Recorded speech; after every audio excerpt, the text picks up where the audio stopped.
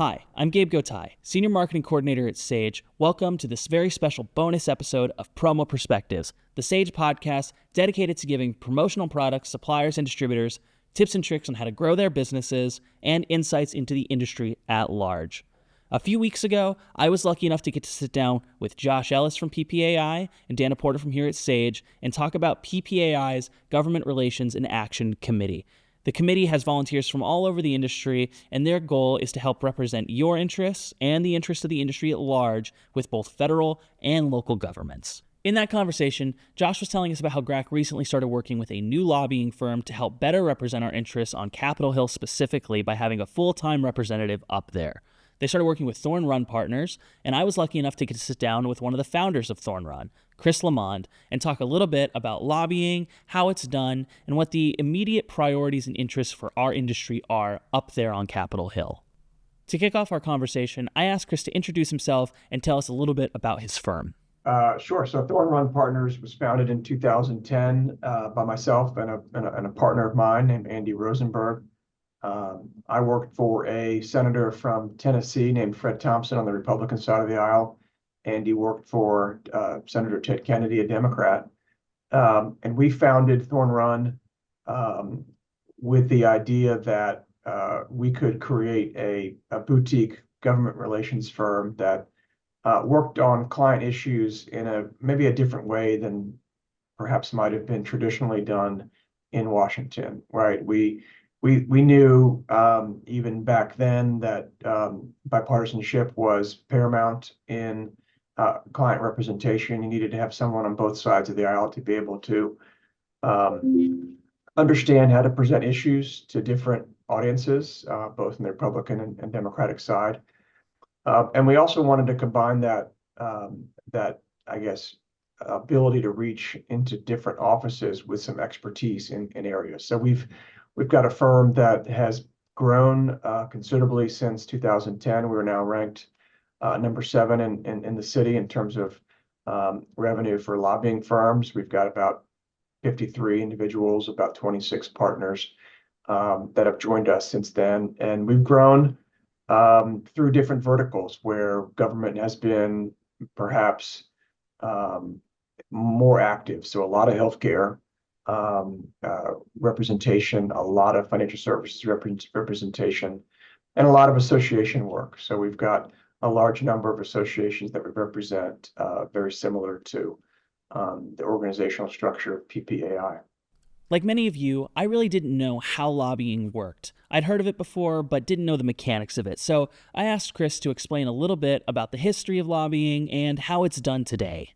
Yeah, lobbying used to be about the law, right? You used to require a law degree, someone who was able to read and write statutes or legislative text that would require that legal background. It evolved over the years into being less about the law and more about the process. Understanding the process is critical to everything about our job, and I think we can relate it to a lot of what will be happening this year for especially as it relates to what PPAI's top legislative priorities are as we look at the reconciliation process that Congress will undertake. But lobbying has changed a little bit because it's no longer just about access. It's no longer just about the law. It's more about expertise in that process, right? So if you understand how things actually get done, you can help navigate your clients' interests much more effectively. So while certainly access is important still, with all of the changes that Congress has undertaken in the lobbying industry, all of which are very positive, things like sunlight, registration for your clients, what issues you're working on, all those have really been positive changes for the lobbying industry because what the result has been, even though we may have friends who are members of Congress or senators, they won't do anything just because we're friends with them. We have to present a effective, important case as to why they should be supportive of a position, what this impact would have on their state or district.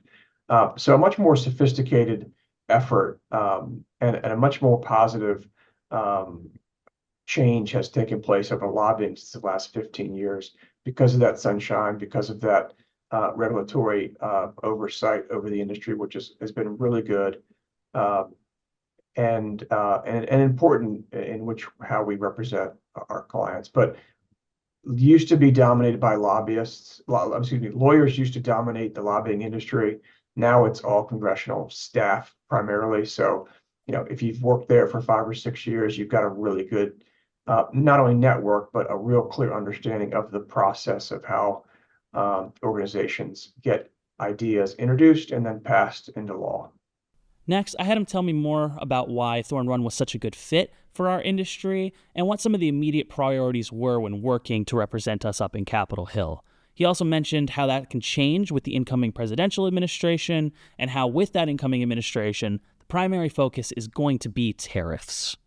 Yeah, I think the work that our firm has done for similar uh, uh, sized associations and breadth of issues is how we were selected by PPAI, and plus our bipartisan reach and maybe some expertise in some of these trade and tax issues that will certainly dominate issues in the coming year.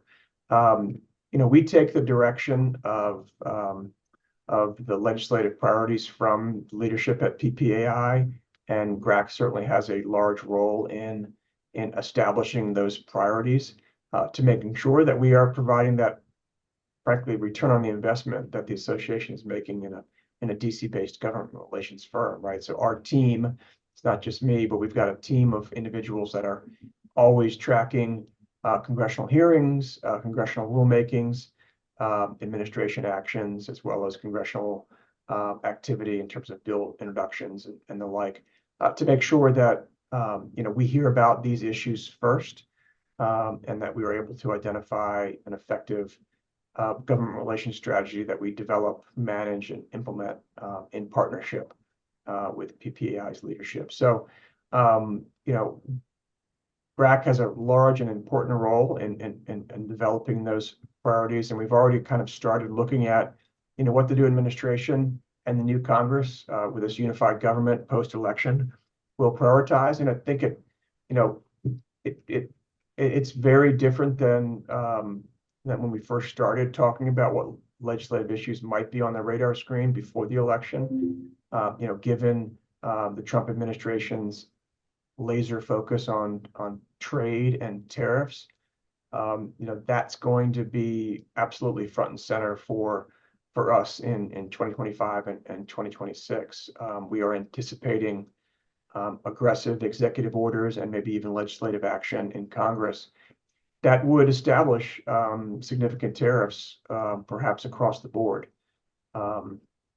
We do know that some of these, the rhetoric around tariffs is, part of it's a negotiating ploy by the administration, but part of it's real. I mean, it's going to impact almost every industry. And I think that's the most important point that we can probably get into is, when you talk about tariffs, we just have to look at the first Trump administration as to how aggressive they were with certain countries industry-wide, beyond picking certain industries that were, maybe the automobile industry was targeted the first administration. This time around, it looks like it's going to be almost every industry.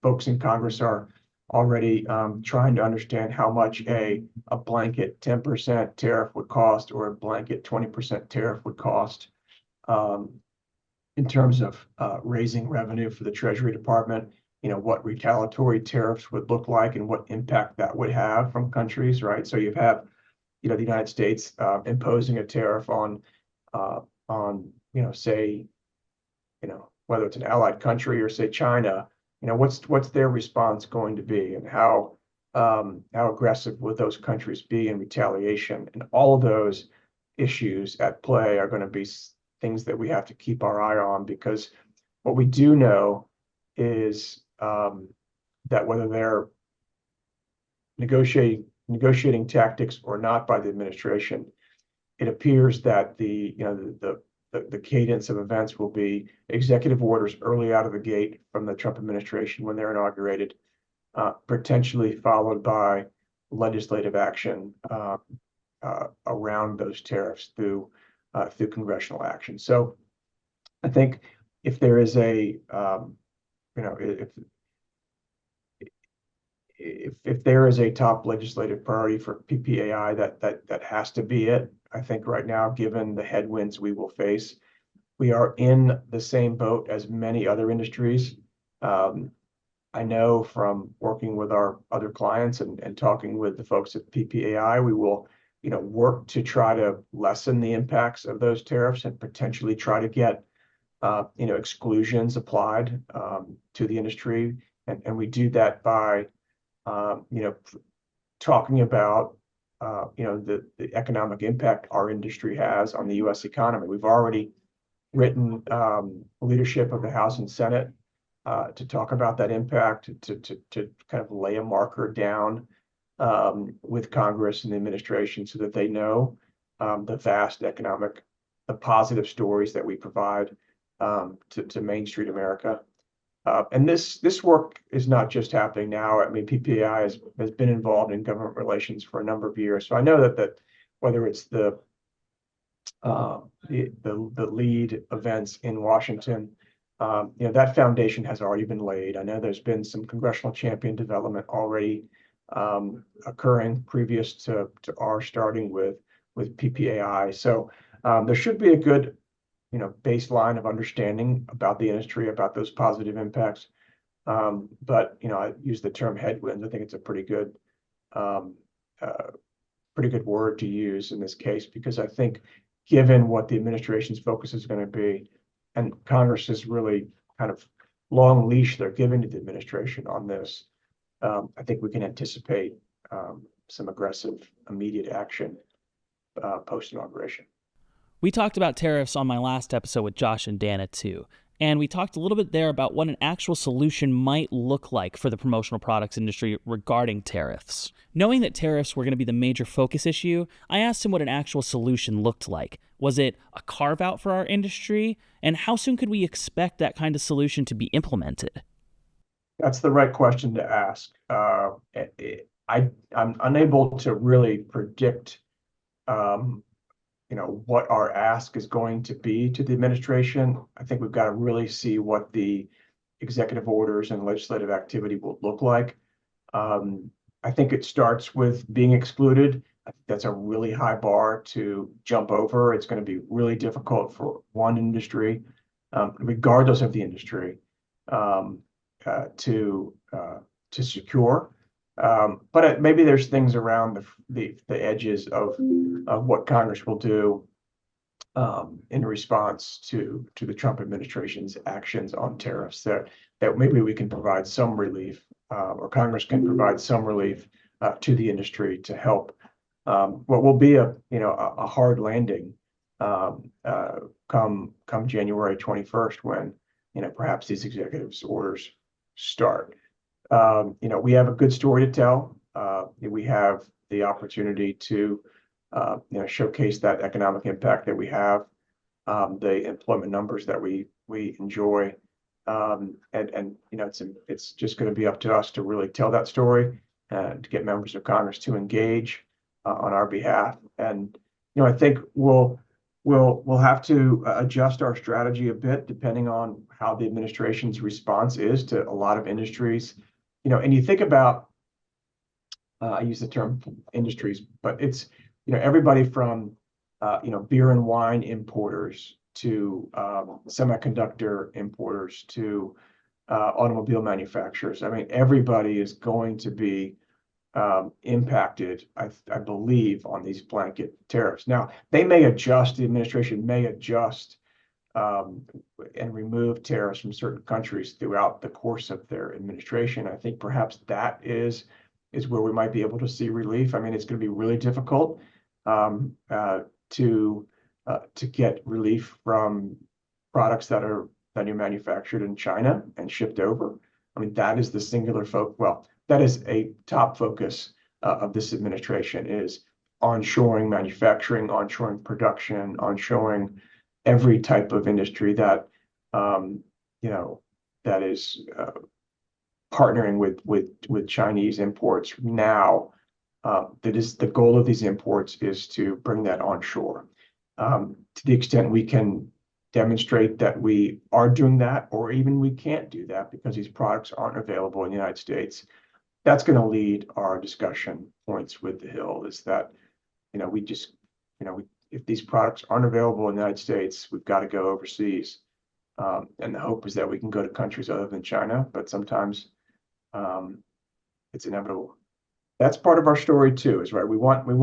Businesses want certainty, and it's a very high level of uncertainty right now as to the first moves that the Trump administration will make. I think we're hoping that our message is getting through that.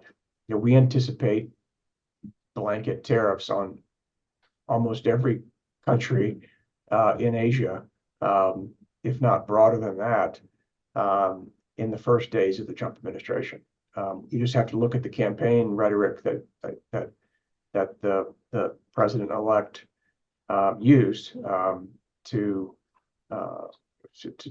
talk about his goals around these areas. But it's pretty clear what they want to do, what they intend to do, and it's going to be very difficult to receive relief, but it's incumbent upon the industry to try and to work with congressional leaders who will have a role in this for sure, to try to mitigate the negative impacts that these tariffs will have on the industry for sure. Thorn Run is based in D.C., and they primarily focus on federal government relations. But I was curious about what they do to help us with local governments. Yeah, I think that's the key, is to get involved. Our role on the state side, and maybe even local, is to just identify when a state or local jurisdiction is getting involved in these issues by passing, state laws or regulations in their state that impact the industry. Our reach is focused directly on the federal government and Congress and the administration. So we don't have state offices in each state capital to be able to impact legislation in the states, but we do have partnerships with local lobbying shops where we've passed on references or helped clients engage on the state level with some of those partnerships. So our role initially is just to identify the threats or opportunities, if you have them, and then work with clients to be able to kind of identify local partners to engage, because state lobbying is a little bit different than federal lobbying. There's I talked in the beginning of this discussion about how federal lobbying is less about relationships and more about process and expertise. It's very different in the state side. The state side is more about relationships. So you've got to have those kind of long-standing local relationships with your state legislatures to be able to be impactful. And that's something you can't do unless you're in that state for a number of years. When Chris earlier told us about how lobbying worked, he was saying that it wasn't so much a buddy-buddy who do you know kind of a thing up on Capitol Hill. It involved being more knowledgeable about the law and how to impact its changes. But on the local level, I asked him if the smaller the government, the more relationship-based the mechanics of it tended to be. Yeah, absolutely. We've got folks in our shop that do a lot of work in a couple cities in Oregon. That city of Portland is very aggressive. We do some work with the DC City Council. Those opportunities are almost exclusively relationship based on being able to open a door to get your message delivered in a respectful way, with credibility. And that's, if you don't have the credible experience with an office, it's really hard to get your message delivered. So that's what we work on, is building those relationships, establishing our own credibility to make sure that we're bringing issues to their offices that are important to them and ones they should be caring about, because a local industry or a local employer um, cares about an issue. With that in mind, I wanted to know if he thought it was worth it for distributors and suppliers to make the effort to get more involved on the local level, if for no other reason than to start learning the mechanics of government and how it impacts their businesses. Absolutely. I think the barrier to entry is so low on the local level and state level. It just takes a phone call to introduce yourself to a local council person or your state representative and your state legislature. Um, very differently than the federal Congress. If you look at a senator's office, the senators on average have 30 to 50 staffers that work for them here in Washington or in the state. Members of Congress probably have 7 or 8 staffers that work in their congressional office. State representatives usually have 0 staff. So you can actually build a relationship with that member on a one-on-one basis and not having to go through staff. So, attending town halls, writing letters, or just even calling into your local state representative or state senator in your state capital is a great way to get involved in the process. And the best part about that process is if you are involved, you do get engaged. A lot of the times those members elevate to the federal side. So if you're able to build a relationship with your local representative, have them over to your facility, introduce them to your employees. Well, that member, they're always looking for the next opportunity. So that individual may be your next congressperson or your next senator. Building those long-term relationships is critical. The same way it is here in the federal government. So, with leads and having an aggressive, large representation of the industry coming to town on an annual basis, talking about your local impact is critical for the association to be able to, punch above your weight, if you will, demonstrate those economic issues that are important to them and show that why they need to support the association. All of those issues are part of a sophisticated government relations strategy and critical to become effective. Yeah, and maybe if I'll leave you with one thought, I think it is critical that members of PPAI get engaged, remain engaged in the process, and participate in leads, participate when the call to action comes out to write a letter or call a congressional office. Especially this year, I don't want to be the bearer of too many bad thoughts, but the headwinds are real. Tariffs are coming. Tax changes are going to be under consideration by the U.S. Congress this cycle. A lot of changes could be coming. This administration is going to be aggressive, and we have to have I mentioned this phrase in the past, a sophisticated government relations strategy to respond to that threat. And that's kind of how I view it. And I think the membership should view it that same way. This is a threat and one you should be paying attention to. Our hopes of getting relief immediately are low. I mean, I think we've got to really have strong engagement from the membership. We have to have a lot of multiple individuals telling our story to their representatives and senators and do the best we can to try to deliver that economic message to an audience that is going to want to give the president a lot of room early on in the administration on these tariffs that are coming. And also, tariffs are important, but there's going to be a lot of changes in, Consumer Product Safety Commission. There's going to be a number of other issues that we track for the membership of PPAI that are going to be impactful as well. So while we are, very focused on tariffs and tax to a lesser extent, but there are a lot of other areas of interest and maybe concern that our membership needs to pay attention to as it relates to an administration change, congressional change, that the idea that there's a mandate from one party to make changes. We didn't touch on this much, but you've got the Elon Musk, Vivek Ramaswamy effort of Doge.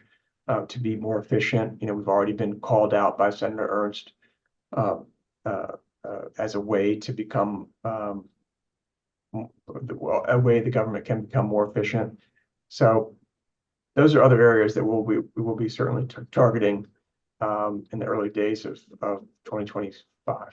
We were so grateful to get to have Chris on the show. It was really good to get his insights and learn a little bit more about how this worked. But obviously, we couldn't cover everything government relations related in a 30-minute call. So, if you're going to be attending the PPAI Expo later this month, there's going to be some opportunities for you to hear from Chris again and learn a little bit more.